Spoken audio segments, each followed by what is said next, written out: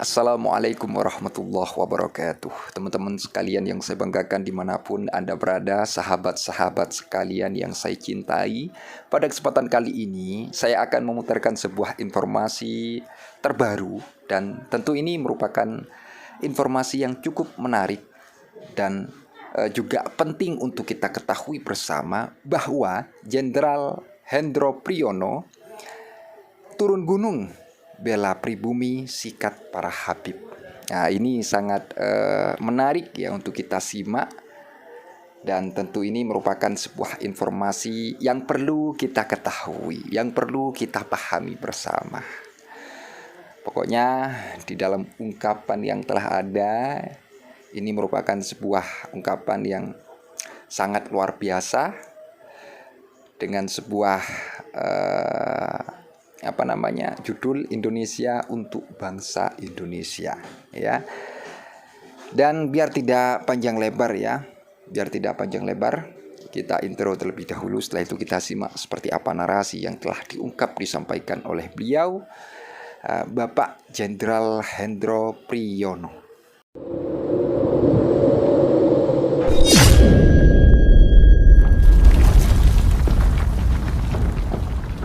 Assalamualaikum, salam, namo buddhaya, Om Swastiastu, Rahayu, Rahayu, Rahayu, salam Pancasila, salam Pancasila, salam Pancasila, merdeka, merdeka, merdeka. Bismillah, alhamdulillah, salatu wassalamu ala rasulillah, wa ala alihi washabihi wa ala wala ta'ala billah. Apa Mbak, ini ada tulisan dari Profesor Dr. A.M. Hendro Priyono ya, yang terkenal dengan buku Filsafat Intelijen. Ya, beliau kan memang rajanya intelijen Indonesia dan salah satu raja intelijen internasional menurut saya. Dan ada satu tulisan yang tautannya dikirimkan oleh Buya Munawir, teman saya, pengurus MUI Pusat. Yang intinya itu gini, seperti yang saya perkirakan gitu, bahwa Pak Hendro Priyono pasti berpihak kepada pribumi dan pasti mulai dalam tanda petik ikut mempersoalkan dalam tanda petik gangguan-gangguan yang dilakukan oleh kaum keturunan imigran Yaman yang disebut dengan Habib, yang memang nyata-nyata sudah berkali-kali membahayakan eksistensi bangsa dan negara kita, NKRI, Pancasila, Bhinneka Tunggal Ika, UUD 45. Ini artikelnya ada di detik.com dan nanti di deskripsi akan kita sertakan, kita cantumkan. Saya baca. Jadi judulnya adalah Indonesia untuk bangsa Indonesia. Dengan kata lain, Indonesia untuk pribumi. Para elit politik Indonesia pada tahun 2002 telah melakukan amandemen terhadap Undang-Undang Dasar 45 sehingga menjadikan Indonesia sebagai sebuah negara liberal sebagaimana sistem demokrasi yang diusung oleh Amerika Serikat dan negara-negara kapitalis barat. Pasal 6 ayat 1 dalam UUD 45 hasil amandemen yang semula menyatakan bahwa presiden ialah orang Indonesia asli yang bersama wakil presiden dipilih oleh MPR, telah mereka rubah menjadi calon presiden dan calon wakil presiden harus seorang warga negara Indonesia sejak kelahirannya dengan keterangan tambahan lainnya. Para elit politik penyusun amandemen 2002 telah abai bahwa Indonesia tidak pernah menganut asas ius soli yang mendasarkan kewarganegaraannya pada tanah kelahiran seseorang. Amandemen tersebut rawan terhadap kehadiran warga negara anasionalis yang lahir dari orang-orang asing yang gelombang demi gelombang bermigrasi ke Indonesia. Contohnya ya, ini ya, Habib itu. Akibatnya akan terjadi multikulturisme yang mengganggu proses akulturasi budaya daerah-daerah menuju kepada kebineka tunggal ikaan kaum pribumi. Amandemen terhadap UUD 45 yang tanpa didahului oleh persetujuan dalam suatu jajak pendapat rakyat berakibat pada bergulirnya euforia demokrasi liberal sampai lahirnya sebuah undang-undang pada tahun 2008. Undang-Undang Nomor 40 Tahun 2008 tentang penghapusan diskriminasi ras dan etnis telah disalahgunakan oleh beberapa oknum masyarakat Arab untuk melakukan tindakan-tindakan yang rasis terhadap kaum pribumi bangsa Indonesia. Di antaranya yang fenomenal adalah pernyataan secara terbuka bahwa belajar dari seorang Habib yang bodoh lebih baik daripada belajar dari 70 orang kiai yang alim. Habib adalah istilah bagi ras Arab yang mengaku derajatnya adalah lebih tinggi daripada para kiai yang ulama pribumi. Pernyataan yang rasis juga disampaikan oleh tokoh terkemuka mereka ke publik tentang amanat almarhum Presiden Soekarno, proklamator kemerdekaan dan pemimpin besar revolusi Indonesia, bahwa untuk beragama Islam tidak perlu menjadi orang Arab. Habib itu menyangkal keras dengan pernyataannya bahwa seorang Muslim harus mencintai orang Arab. Jadi sebagai catatan ya untuk Pak Hendro Priyono, jadi Habib-Habib itu ya kalau genetikanya itu Yahudi Ashkenazi, sebagian juga ada Sephardic, ada bau Arabnya dari Yaman. Presiden yang hasil pemilihan langsung oleh rakyat Indonesia juga telah dinistanya sebagai presiden goblok, dan Menteri Agama RI dihinanya sebagai sesat dan kurang ajar. Presiden Jokowi kan berkali-kali ya dihina, dan Menteri Agama itu juga, Gus Yakut juga dihina berkali-kali. Sehingga istana disebutnya adalah istana iblis. Kelakuan yang rasis dan provokatif demikian telah menyebar pada segolongan masyarakat Arab, sehingga begitu tega hati menginginkan Sultan Syarif Abdul Hamid Al-Qadri II yang Jenderal Mayor Tentara Belanda dan Ajudan Istimewa Ratu Belanda diusulkan menjadi pahlawan nasional.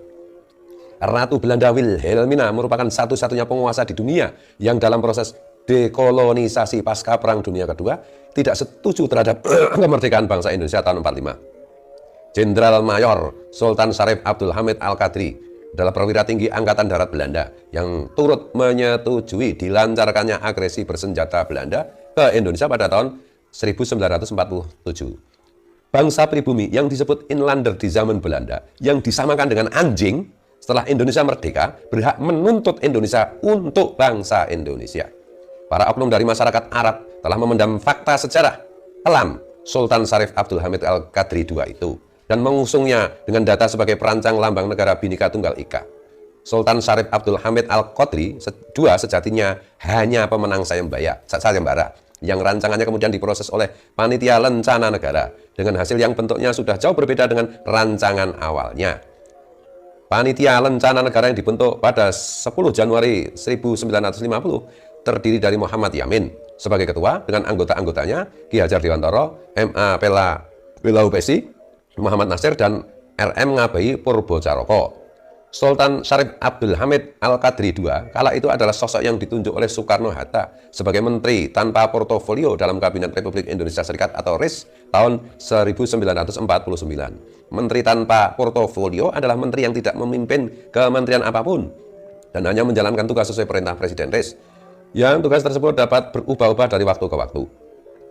Republik Indonesia Serikat merupakan bentuk negara hasil dari konferensi meja bundar tanggal 23 Agustus sampai 2 November 1949 di Den Haag, Belanda, yang dihadiri oleh PBB sebagai penengah, pihak Republik Indonesia, pihak Belanda, dan pihak BFO atau Bijenkom for Federal Overleg, yaitu negara-negara federal di Indonesia buatan Belanda. Pihak penengah adalah PBB yang diwakili oleh UNCI atau United Nations Commission for Indonesia dan diketuai oleh Chris Lee.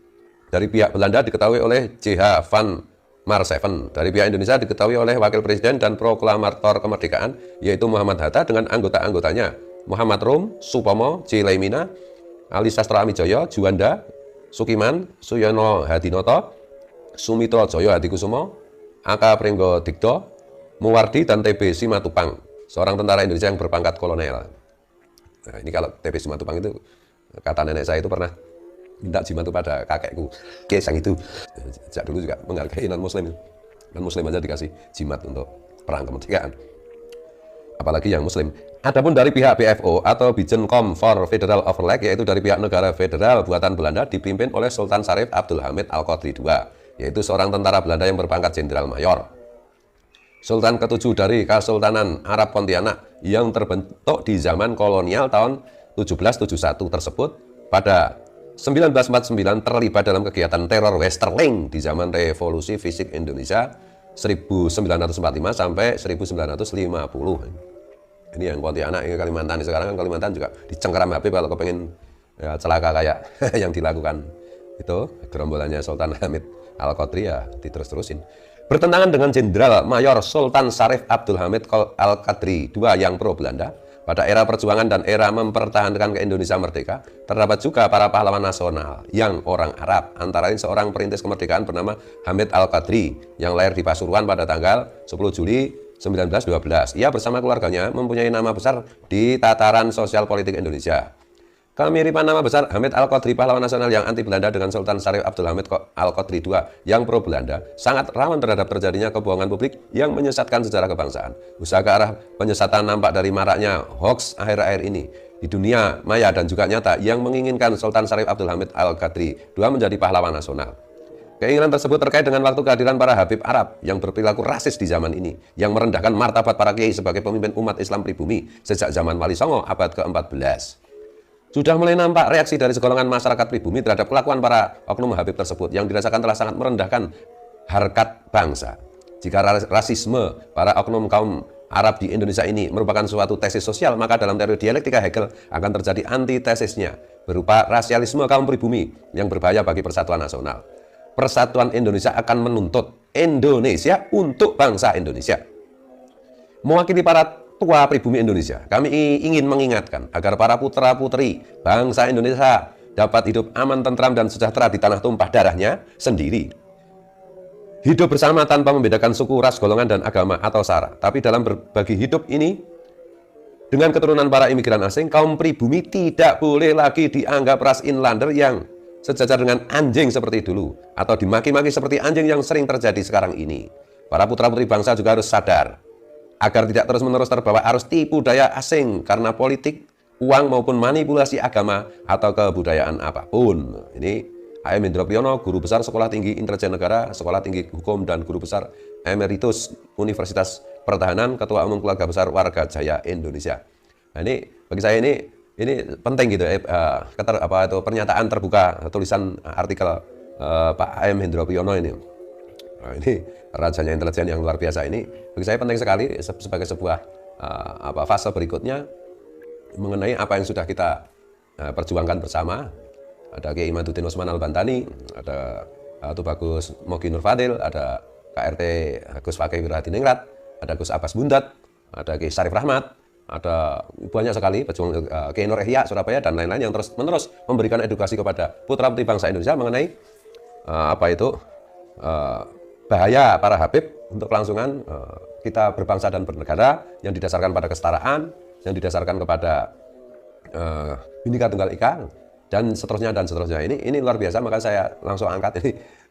Bagi saya ini salah satu tanda kemenangan berikutnya mengenai hidup berbangsa dan bernegara dengan benar tanpa merasa diri lebih hebat, dan apalagi para Habib sudah terbukti bahwa DNA-nya tidak nyambung ke Rasulullah Sayyidina Muhammad SAW, dan bahwa mereka dalam buku nasab juga tidak tersambung ke Rasulullah, tinjauan ilmu sejarah dan budaya juga tidak, dan bahwa mereka pada mulanya itu datang ke Indonesia didatangkan oleh pemerintah kolonial Belanda untuk kepentingan kolonialisme kepada pribumi, terutama untuk meredam kekuatan pengikut Diponegoro dan untuk menghindarkan dari pemberontakan pribumi kepada penjajah.